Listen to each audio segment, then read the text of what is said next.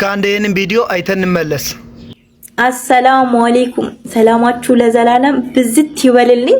ይሄ ቪዲዮ የሚደርሳችሁ ሰዎች በሙሉ ኢየሱስ ይመጣል፣ መምጫው ተቀርቧል፣ ተዘጋጅታችሁ ጠብቁ ላችኋለሁ። እና በብዛት ኢየሱስ እንደ ሌባ ይመጣል፣ መቼ እንደሚመጣ አይታወቅም፣ ንስሐ ግቡ እየተባለ ይናገረናል። በመድረክም ብዙ አገልጋዮች እያሉ ያገለግላሉ። ኢየሱስ እንደ ሌባ የሚመጣው ለኛ ለምናምኑት ሳይሆን ለማያምኑት በጨለማ ውስጥ ላሉት ነው። በጨለማ ውስጥ ያሉት ብለን ስንል ደግሞ ኢየሱስ ብርሃን ነው። ኢየሱስን የማያውቁ ኢየሱስን የማያምኑ ሰዎች ደግሞ በጨለማ ውስጥ ነው ያሉት እና በብርሃን ውስጥ ነን ማለት ከፈለጋችሁ እባካችሁ ዩቲዩብ ውስጥ ገብታችሁ ፕሮፋይል ስር ዩቲዩብ ምለው አለ ገብታችሁ ሁላችሁም ሰብስክራይብ ያርጉ። ብዙ መዝሙሮች በዛ ላይ ለቅቅ ያለው አሪፍ የሚባሉ መዝሙሮች እዛ ላይ ያሉ ስብከቶች አሉ።